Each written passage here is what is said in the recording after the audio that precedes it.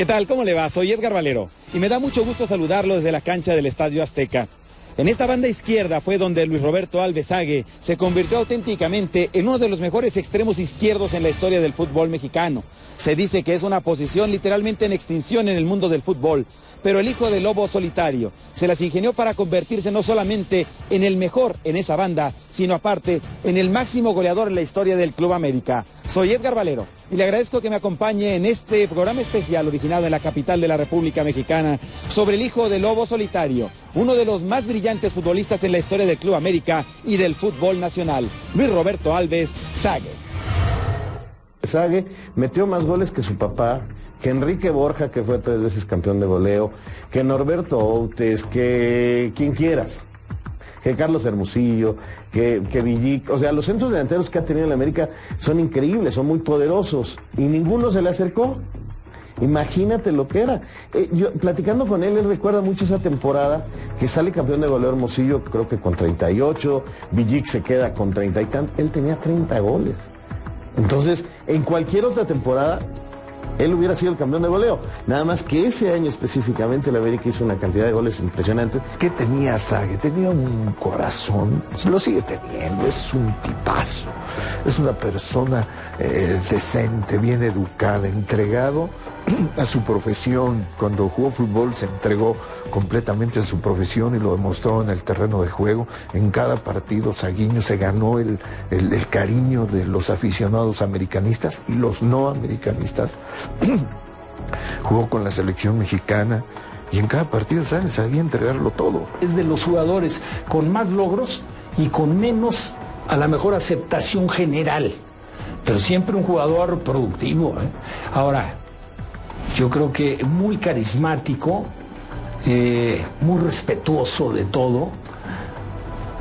Un jugador diferente, ¿no? Un jugador de una zancada muy larga, un jugador con mucha potencia física. Cuando yo dirigí Tecos, yo ilusioné mucho el poderlo llevar, porque para mí Sague, que lo cuestioné, por ejemplo, con Nicho Fernández, que era uno medio vicepresidente o director deportivo de Tecos, que me dice, oye, pero si es un tronco, sí, nada más que siempre mete más de 16 goles en todos los torneos. Entonces dame uno de esos. Luis Roberto Alves Sague, ni el acento como mexicano. Y sin embargo, lo adoptamos por default, por su carisma, por su simpatía, por su bonomía, por su capacidad, por su simpatía, pero sobre todo por lo que hacía en la cancha. El gran americanista, el prototipo del americanista, tratado, perdón la palabra, con las patas por la directiva del América. El América miserable, los directivos americanistas chocantes, soberbios, jamás le dieron su lugar. Luis fue un jugador muy productivo. Eso es algo que le ayudó mucho en su carrera, ¿no? Un jugador muy productivo. Y atención una cosa, no era un gran cabeceador. Porque si hubiera sido un gran cabeceador, hubiera metido no sé cuántos más, ¿no? Y es muy curioso porque su papá era un cabeceador fuera de serie. Y Luis no. Luis era simple y sencillamente un futbolista con una velocidad superior a los demás, y en esa velocidad los mataba, los hacía pedazos con una gran sacada y era un buen definidor. El prototipo de todo aquello que he platicado yo ahorita, de lo que nos dijo don Emilio, lo que nos dijo don Guillermo, lo que nos enseñó el maestro y Panchito, el prototipo es ahí. Ese es el jugador del América perfecto. Así tiene que ser un jugador del América. Pensar y actuar como sabe. Profesional, comprometido, amor propio, un corazón grandísimo, gran persona, no gran persona, gran ser humano, gran profesional, goleador, con el carisma ese. A pesar de que su marcado acento portugués podría indicar lo contrario, Luis Roberto Alves nació en la Ciudad de México el 23 de mayo de 1967, hijo del entonces famoso futbolista del Club América, José Alves Sague, conocido como el Lobo Solitario, una de las más preponderantes figuras del fútbol mexicano en aquellos días. Alves, nacido en San Salvador de Bahía, fue contratado a principios de 1961 por don Emilio Azcárraga Milmo, luego de haber triunfado en el fútbol sudamericano en el histórico Santos de Brasil, y llegó junto con Francisco Moacir Santos, en el proyecto de convertir al América en el mejor equipo del fútbol mexicano, que de hecho logró su primer título de la época profesional en la campaña 65-66, en la que el propio Alves se proclamó campeón de goleo individual, consiguiendo 20 de sus 102 goles con el América. Cuando Luis Roberto tenía apenas 3 años de edad a principios de los 70s, su familia se trasladaría de regreso a Brasil, donde dejó su afición por el automovilismo para convertirse en jugador de fútbol en las fuerzas básicas del Corinthians. Había nacido en México, ¿no? Por eso mi pequeña instancia de 3 años, casi 4, que fueron los últimos años de mi padre como futbolista profesional, antes de retirarse, y como consecuencia, antes de regresarse a Brasil. ¿Por qué, Edgar? Te pregunto, porque toda la familia vivía en Brasil, obviamente. Mi padre viene por un lapso de 10 años en aquel entonces. Vienen de Brasil ya mi madre y mi hermana, que había nacido en Brasil muy chica, cuando mi papá jugó en el Santos, el famoso Santos de Pelé, previo a su llegada aquí a la América de México, que precisamente por el que el Santos de Brasil viajaba muchísimo en aquel entonces por Pelé, es cuando ven a mi padre en una de esas giras, don Guillermo Cañedo, que en paz descanse, lo ve y por eso lo quiere traer a la América, en aquel América donde el señor Emilio Azcárraga ya quiere empezar a dar unos tintes de un equipo muy importante, con jugadores de mucha calidad. Sague, desde el primer minuto que pisó la cancha del Azteca, tenía un nombrezote. Es decir, Sague pesaba, pero había que demostrarlo. El hermano quiso jugar y no pudo. Él sí, pero le costó mucho trabajo. No cabeceaba. Un tipo tan alto, casi 2 metros, y no cabecear es una ironía. Pero metió algunos goles con la cabeza.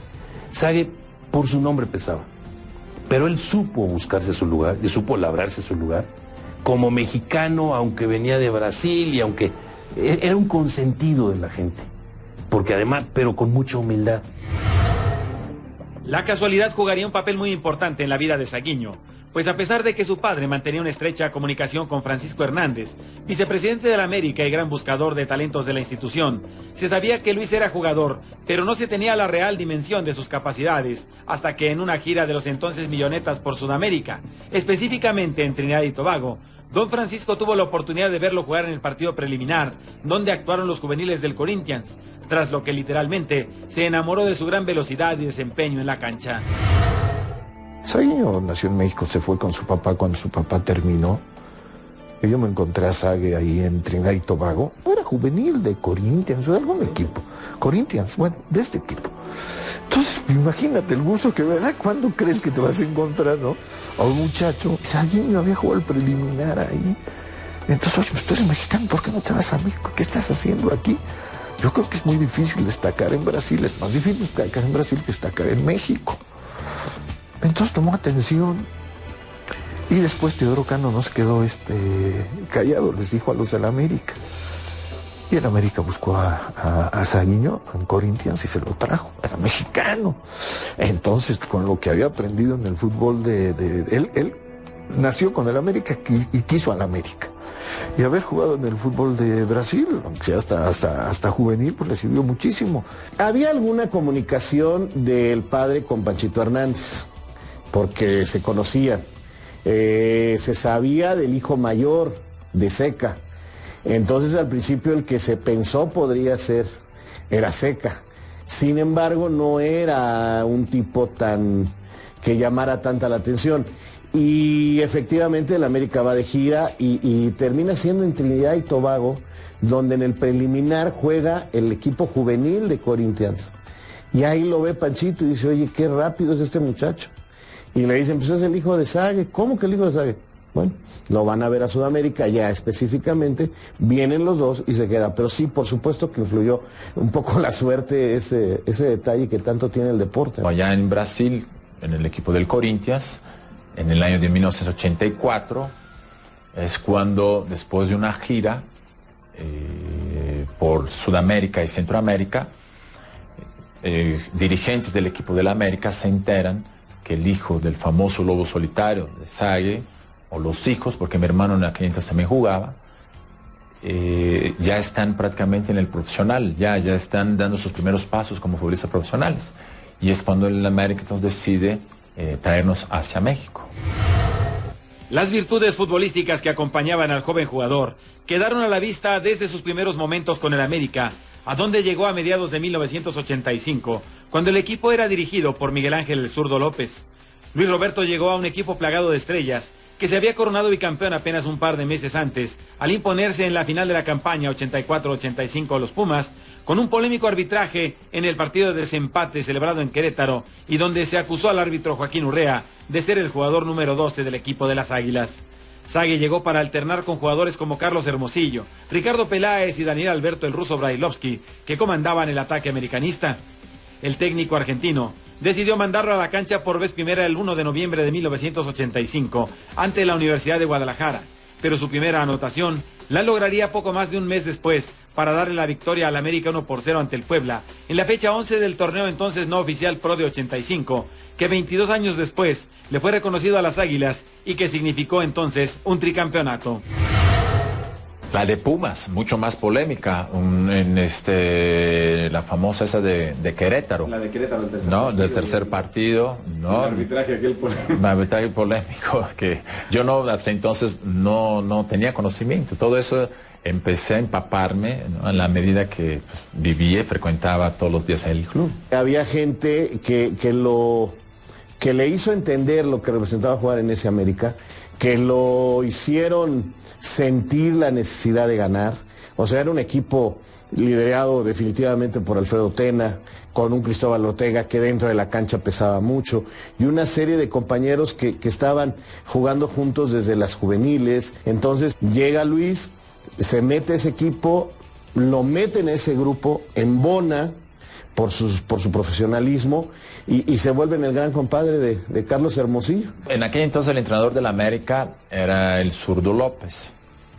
Y él veía en mí un jugador con mucha fuerza. Entonces, esos dos torneos previos, el Pro de 85, el México 86, prácticamente yo entraba en algunos partidos, algunos minutos, para no tener una participación constante. A partir de ahí, precisamente de esa famosa pelea del clásico, que ya es en el torneo después del Mundial, el 86-87, que suspendieron a todos los jugadores en ese partido. En aquel entonces los titulares de la América pues, eran Carlos Hermosillo, que inicia la gresca ahí con Fernando Quirarte, que hoy en día nos divertimos mucho cada vez que nos encontramos cuando tocamos el tema. Gonzalo Farfán era el otro delantero de la América. Había un argentino, Amuchastegui, que la América había contratado, venía de River Plate con un gran cartel. Entonces, realmente yo estaba contemplado, pero para ser un suplente. Jugamos el siguiente partido contra el equipo de Nesa, en paz descanse, dirigido por Miguel Marín. Y ahí tengo la fortuna de hacer 2 goles en el triunfo de la América, cuando todos decían que la América iba a ser goleado porque jugaba con puros chavos. Y esa fue mi puerta de entrada principal. Es un tipo que era muy veloz, pero que tenía muy buena técnica de golpeo. O sea, si ustedes revisan sus mejores goles, van a ver varios de volea, que hay que tener una gran técnica de golpeo para hacerlos. Y la manera en que sacaba los centros también era muy importante, porque sacar centros, esa velocidad. Y una cosa que tienen pocos jugadores, el freno. Y teniendo las piernas tan largas, un tipo que iba corriendo a una gran velocidad, se paraba y quedaba libre.